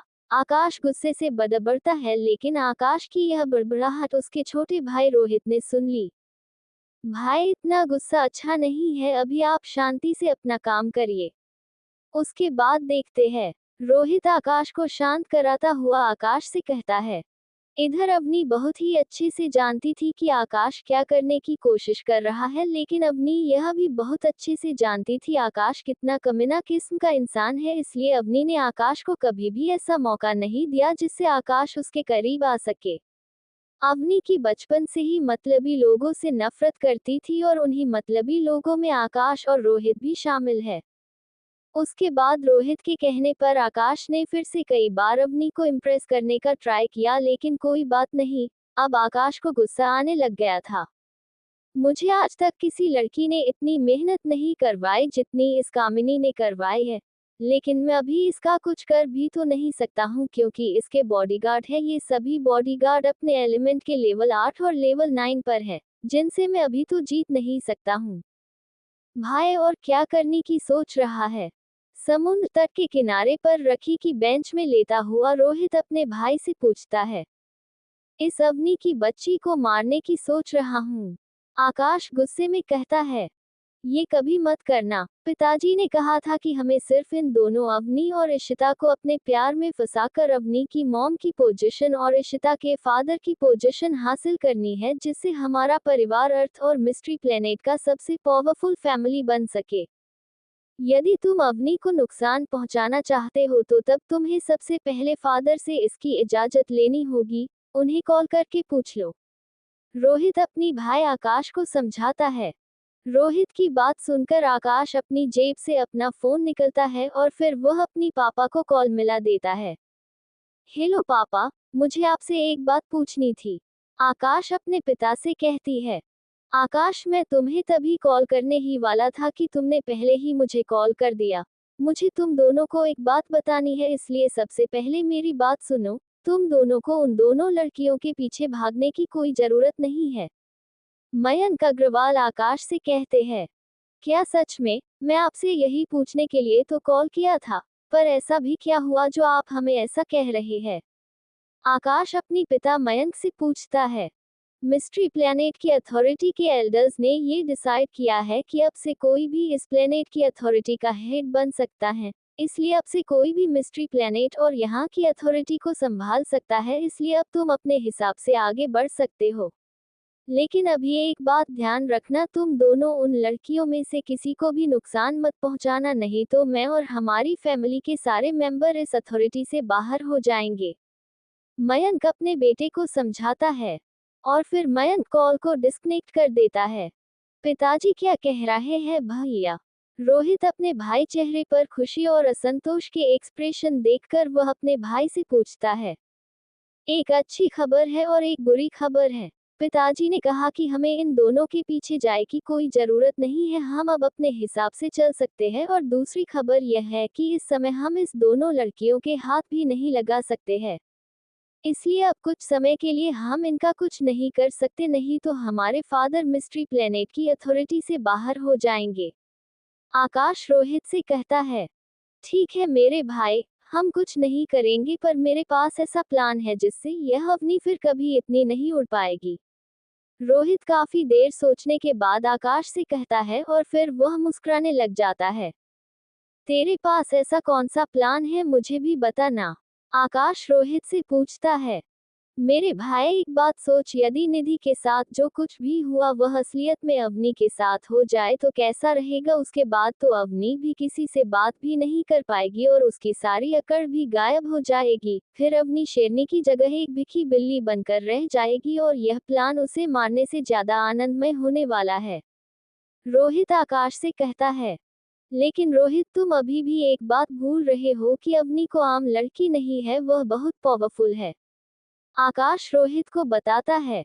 भैया पहले मेरा पूरा प्लान तो सुनो। आप ये गोली देख रहे हो, यह कोई आम टैबलेट नहीं है, बल्कि एक बहुत ही खतरनाक ड्रग है जो एक बार किसी के शरीर में चला गया, वह चाहे कितना भी स्ट्रांग हो, वह अगले 12 घंटों तक बहुत ज्यादा नशे में रहता है और इसमें उस इंसान का पूरा दिमाग काम करना बंद कर देता है। और यदि यह गोली अवनी के शरीर में चली गई तब वह कहाँ पानी पावर यूज कर पाएगी, वह तो अपना शरीर भी नहीं संभाल पाएगी। रोहित आकाश को कहता है। लेकिन एक प्रॉब्लम अभी भी है और वह ये है कि अवनी के साथ उसके कई बॉडीगार्ड भी है, तो इन सबको कैसे ठिकाने लगाने वाला है? तो आकाश रोहित से कहता है। मेरे भोले भैया, क्या आपको पता है कि हमारे पब में बॉडीगार्ड की एंट्री अलाउड नहीं है? और अवनी अपने दोस्त के लिए पब में एंटर तो करेगी और तब उसके सारे बॉडीगार्ड पब के चारों तरफ खड़े रहेंगे, उससे हमारा क्या मतलब होगा? रोहित फिर से समझाता है। क्या प्लान है? आकाश अपने भाई रोहित का प्लान को समझकर उससे कहता है। खुशी बाद में मनाना, अभी आप इन सभी को कैसे भी करके हमारे पब में लाइए, तब तक मैं वहाँ का सारा इंतजाम करता हूँ। रोहित इतना कहता है और फिर वह वहाँ से चला जाता है। अभी शाम होने को थी कि तभी आकाश सभी से कहता है, हेलो एवरीवन, आई होप कि आप सब यहाँ पर एंजॉय कर रहे होंगे, लेकिन अब शाम हो गई है और शाम का मजा तो सिर्फ पब में आ सकता है, इसलिए आज मेरी तरफ से सभी को मेरे पब में इनवाइट है। और एक और बात, आज सब के लिए सब कुछ फ्री है, इसलिए जो जितना चाहे उठानी ड्रिंक्स ले सकता है, तो क्या आप चलना चाहते हो? आकाश पूरी आवाज में सबसे कहता है और आकाश का ये ऑफर सुनकर सभी लोग वहां पर जाने के लिए रेडी भी हो जाते हैं। अवनी, तू भी चलना, हमारे साथ मजे करना। बहुत से लोगों को पब में जाता हुआ देखकर इशिता अवनी से कहती है, तू तो जानती है कि मैं नशा नहीं करती हूँ, तब मैं वहां जाकर क्या। अभी शाम होने को थी कि तभी आकाश सभी से कहता है, हेलो एवरीवन, आई होप कि आप सब यहाँ पर एंजॉय कर रहे होंगे, लेकिन अब शाम हो गई है और शाम का मजा तो सिर्फ पब में आ सकता है, इसलिए आज मेरी तरफ से सभी को मेरे पब में इनवाइट है। और एक और बात, आज सब के लिए सब कुछ फ्री है, इसलिए जो जितना चाहे उठानी ड्रिंक्स ले सकता है, तो क्या आप चलना चाहते हो? आकाश पूरी आवाज में सबसे कहता है और आकाश का ये ऑफर सुनकर सभी लोग वहां पर जाने के लिए रेडी भी हो जाते हैं। अवनी, तू भी चलना, हमारे साथ मजे करना। बहुत से लोगों को पब में जाता हुआ देखकर इशिता अवनी से कहती है, तू तो जानती है कि मैं ड्रिंक नहीं करती हूँ, तब मैं वहां जाकर क्या ही करूंगी। अवनी कहती है, अवनी तुम भी चलो ना हमारे साथ। आकाश अवनी से बहुत ही मीठी आवाज में कहता है, चलो ना अवनी, वहां जाकर तुम ड्रिंक मत करना, लेकिन कम से कम हमारे साथ चलो तो। बहुत से दोस्त अवनी से चलने की रिक्वेस्ट करते हैं। ठीक है। कुछ समय के बाद अवनी भी उन लोगों के साथ जाने के लिए मान जाती है और कुछ ही समय में सभी लोगों अपनी अपनी सुपरकार से आकाश के पब में पहुंच जाते हैं। आइए आप सब लोगों का मेरे पब में स्वागत है, यहाँ पर सिर्फ बहुत मशहूर लोग आते हैं। आकाश अपने पब की बड़ाई करता हुआ सबसे कहता है और उसके बाद वो सभी अंदर जाने लगते हैं। सॉरी सर, आप लोग अंदर नहीं जा सकते हो। पब के सिक्योरिटी गार्ड अवनी के बॉडीगार्ड्स को रोकता हुआ कहता है, क्या हुआ? आप लोगों मेरे बॉडीगार्ड्स को अंदर क्यों नहीं जाने दे सकते हो? ये लोग भी हमारे साथ ही है। अवनी सिक्योरिटी गार्ड से पूछती है, सॉरी मैम, लेकिन यह इस पब का रूल है, यहाँ पर सिर्फ बड़े लोग ही अंदर जा सकते हैं, उनके बॉडीगार्ड सिर्फ बाहर ही रुक सकते हैं। सिक्योरिटी गार्ड अवनी से कहता है। अवनी और पब के गार्ड्स आपस में बात कर रहे थे कि तभी वहां पर आकाश आ जाता है। वह भी अवनी से अपने बॉडीगार्ड बाहर रखने को कहता है। ऐसा नहीं था कि अवनी को अपने बॉडीगार्ड्स के बिना कहीं भी जाने से डरती थी, लेकिन अवनी यह नहीं चाहती थी कि कोई भी बॉडीगार्ड को नीचा न दिखाया जाए। अवनी हमेशा अपने बॉडीगार्ड्स को बिल्कुल भी नीचा नहीं फील करवाती थी, इसलिए अवनी के लगभग बॉडीगार्ड अवनी की दिल से रिस्पेक्ट करते थे। अवनी अपने बॉडीगार्ड्स के लिए बात कर रही थी कि तभी उसके फोन पर एक मैसेज आया, जिसको देखकर अवनी के चेहरे पर एक इविल स्माइल आ गई। अवनी की यह स्माइल कोई नोटिस नहीं कर पाया और आकाश बार बार अवनी से अपने बॉडीगार्ड्स को बाहर रखने के लिए कह रहा था। सॉरी सर, यदि आप हमें अंदर नहीं आने दे रहे हैं तो हम अवनी मैम को भी अंदर नहीं जाने दे सकते हैं। अवनी के पांचों बॉडीगार्ड्स में से एक कहता है, तुम कौन होते हो जो अवनी को अंदर नहीं जाने दोगे? आकाश कहता है, सॉरी सर, लेकिन ये क्वीन मैम का ऑर्डर है, यदि अवनी मैम चाहे तो भी हम नहीं जाने से सकते हैं। एक बॉडीगार्ड आकाश से कहता है। क्वीन का नाम सुनते ही आकाश चुप हो गया, क्योंकि क्वीन के बारे में वह ऐसे ही किसी के सामने नहीं बोल सकता है। मैं वैसे से भी अंदर नहीं जा पाऊंगी और यदि तुम मेरे बॉडीगार्ड्स को एंट्री दे देते हो तब भी मैं अंदर नहीं आ पाऊंगी, क्योंकि अभी अभी मुझे अंकल की तरफ से एक टास्क मिला है तो उसे कंप्लीट करना, इसलिए अब तुम लोग एंजॉय करो, अब मैं चलती हूँ। अवनी आकाश से कहती है और फिर अपनी कार में बैठकर वहां से चली जाती है। इधर आकाश अवनी को जाता हुआ देखता रहता है, उसे कुछ भी समझ नहीं आ रहा था कि उसे अवनी को रोकने के लिए क्या करना चाहिए था। सारे प्लान पर पानी फिर गया। रोहित आकाश के पास पहुंचकर उससे कहता है। आकाश भी रोहित की बात से एग्री करता हुआ अवनी को जाता हुआ देखता है और फिर वो दोनों भी पब के अंदर आ जाते हैं। इधर अवनी अपनी कार में बैठी बैठी मुस्कुराए जा रही थी। क्या ही घटिया प्लान था इन दोनों बेवकूफ भाइयों का। कभी कभी इनके प्लान पर हंसी आती है। अवनी अपने आप से कहती है। इधर अवनी अपनी कार में बैठी बैठी मुस्कुराए जा रही थी। क्या ही घटिया प्लान था इन दोनों बेवकूफ भाइयों का। कभी कभी इनके प्लान पर हंसी आती है। अवनी अपने आप से कहती है। अच्छा एक बात बताना, तुम लोगों को मॉम एक्चुअली क्या करने को कहा था? अवनी अपने बॉडीगार्ड्स के लीडर बॉडीगार्ड से पूछती है। मैम अवनी मैम ने कहा था कि आपको कभी भी अकेला आकाश और रोहित और उनके दोस्तों के साथ मत जाने देना। वह लीडर अवनी से कहता है। एक बात तो है कि मेरी मॉम सबसे कमाल की और बहुत इंटेलिजेंट भी है। वह उन लोगों के बारे में सब कुछ जानती है कि वो लोग किस हद तक जा सकते हैं, इसलिए तो उन्होंने तुम लोगों पहले ही कह दिया था। अवनी कहती है। अवनी मैम क्या आपसे एक बात पूछूं? वह लीडर अवनी से पूछता है। हाँ पूछो, क्या पूछना है? अवनी कहती है। मैम आपको उन दोनों भाइयों के प्लान के बारे में कैसे पता चला? वह अवनी से पूछता है। जब ये दोनों भाई आपस में बात कर रहे थे तब मैंने देखा कि आकाश किसी से फोन पर बात कर रहा था, तभी उसका मुंह पूरी तरह से उतर गया और फिर जब उसने रोहित से बात की तब उसके चेहरे पर एक अलग सी मुस्कान थी और फिर अचानक से रोहित किसी को बिना बताए वहां से चला गया जो बहुत ही अजीब था। उसके बाद मैंने एक आदमी को उसका पीछा करने के लिए कहा।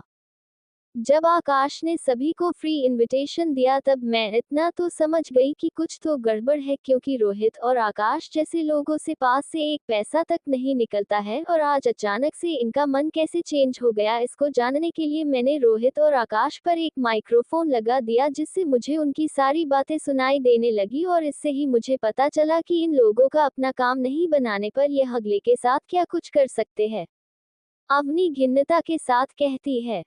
एक बात तो कहनी पड़ेगी कि आप और क्वीन मैम दोनों काफी ज्यादा इंटेलिजेंट हो। वह लीडर फिर अवनी से कहता है। Thank you for compliment, Avni कहती है और फिर वह अपने फोन में लग जाती है। कुछ समय बाद लीडर फिर से अवनी से पूछता है। अवनी मैम आइलैंड मेंशन चले या सिटी मेंशन? अभी आइलैंड मेंशन नहीं जाना है, अभी के लिए सिटी मेंशन में ही ले लो ताकि कल सुबह मैं इशिता के मॉम और डैड से मिल सकूं और उसके अगले दिन हम आइलैंड मेंशन चलेंगे। अवनी लीडर से कहती है। ठीक है ma'am. Hello hello Avni ma'am city mansion में आ रही है तो वहां पर जल्द से जल्द सारी व्यवस्था करो। वह लीडर अवनी से पूछने के बाद अपने सैटेलाइट फोन से अपनी बाकी साथियों को कहता है। उसके कुछ समय बाद ही अवनी की कार एक बहुत ही बड़े मेंशन के बाहर आकर रुकती है और फिर उस मेंशन का बड़ा सा गेट वहां की सिक्योरिटी के द्वारा खोला जाता है और उसके बाद अवनी की कार उस मेंशन के अंदर चली जाती है। यह मेंशन अवनी के अनेक घरों में से एक है जहां पर अवनी और बाकी सब तभी ही आते जब सिटी में कोई काम हो या फिर कभी कभार एंजॉयमेंट के लिए आते थे।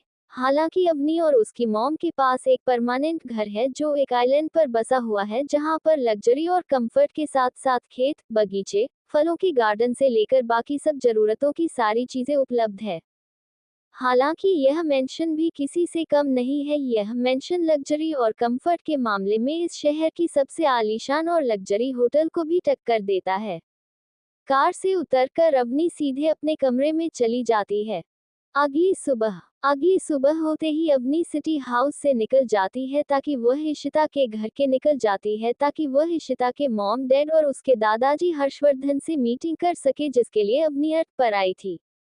जैसे अवनी इशिता के घर पहुंची तो उसे इशिता के मॉम डैड और ग्रैंडफादर तीनों उसका इंतजार कर रहे थे। गुड मॉर्निंग अवनी जी। सुधीर खत्री जो इशिता के पिता है वो अवनी से कहते हैं। अरे अंकल आप मुझे ऐसा बोलकर शर्मिंदा कर रहे हैं, मुझे सिर्फ अवनी कहिए, मुझे ज्यादा अच्छा लगेगा। बाय द वे इशिता कहाँ पर है? अवनी इशिता के पिता से पूछती है। वह कल रात इतनी पी के आई थी कि अभी तक उसे होश ही नहीं आया है। वह अभी तक सो रही है। क्या मैं उसको उठाऊं क्या? हर्षिता खत्री जो इशिता की मॉम है अवनी से कहती है। रहने दीजिए आंटी, पहले हम सब मीटिंग कर लेते हैं, उसके बाद मैं इशिता से मिलने चली जाऊंगी। अवनी हर्षिता से कहती है। ठीक है फिर आओ, इस तरह है मीटिंग एरिया। हर्षवर्धन अवनी को रास्ता दिखाते हैं और फिर वो सब मीटिंग एरिया में चले जाते हैं। वहां पर करीब 2 घंटे तक मीटिंग चलती है जो मिस्ट्री प्लेनेट के आगामी प्रोजेक्ट के बारे में थी। मीटिंग खत्म होने के बाद अवनी सीधे इशिता के कमरे में चली गई। जैसे ही अवनी ने इशिता के कमरे का दरवाजा खोला वैसे ही उसका मुंह खुला का खुला रह गया। ये सब क्या है? इस कमरे में कौन से जंगली जानवर को खुला छोड़ा है जिसके कारण इस कमरे की हालत ऐसी है? अवनी इशिता के कमरे की हालत को देखती हुई कहती है कि इतने में हर्षिता इशिता के लिए सूप बनाकर ऊपर इशिता के कमरे में आ जाती है। वह जंगली जानवर और कोई नहीं वही है जो इस बेड पर उल्टी पड़ी हुई है। इसे देखकर कभी कभी सोचती हूँ कि क्या यह मेरी ही औलाद है क्या? हर्षिता अवनी की बात सुनकर अवनी से कहती है, इसे मैंने इतनी बार समझाया है कि शराब ना पिया कर आया कर, पर यह है कि मानती ही नहीं। और हाँ अवनी बेटा, जब इशिता उठ जाए तब तुम उसे यह पिला देता ताकि वह पहले जैसी हो जाए। हर्षिता फिर से अवनी से कहती है और फिर उस कमरे से चली जाती है। अवनी सूप को बेड के पास वाली टेबल पर रखकर इशिता के कमरे को ध्यान से देखने लग जाती है। कुछ देर तक कमरा देखने के बाद अवनी को एक फोटो एल्बम मिलता जिसमें इशिता के बचपन से लेकर अब तक की सारी फोटोज थी। यह एल्बम मिलने के बाद अवनी वहीं पर रखे हुए सोफे पर बैठ जाती है और फिर इशिता की फोटोज को देखने लग जाती है। इशिता के पहले बर्थडे की फोटोज, इशिता के दूसरे बर्थडे की फोटोज, इशिता के तीसरे बर्थडे की फोटोज, इशिता के चौथे बर्थडे की फोटोज, इशिता के पांचवें बर्थडे की फोटोज, इशिता के छठे बर्थडे की फोटोज, इशिता के सातवें बर्थडे की फोटोज। अवनी इशिता के सातवें बर्थडे की फोटोज को देख रही थी कि तभी अवनी को एक ऐसी फोटो दिखाई दी जिसे देखकर अवनी की आंखें फटी की फटी रह गई। अवनी जैसे ही इस फोटो को देखा उसने अपनी आंखों को मसलकर फिर से उस फोटो को देखा, लेकिन वह फोटो वैसी की वैसे ही थी।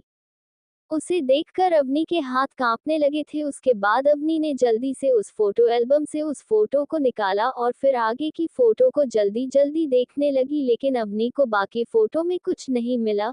उसके बाद अवनी सीधे इशिता के कमरे से बाहर आ गई और फिर वह भागते हुए सीधे इशिता के मॉम और डैड के पास गई। क्या हुआ अवनी, तुम दौड़ क्यों रही हो? हर्षिता अवनी को दौड़ता हुआ देखकर उससे पूछती है। आंटी यह फोटो दिखाए और उसमें ये लड़का है, इसके बारे में कुछ भी जानती हो क्या?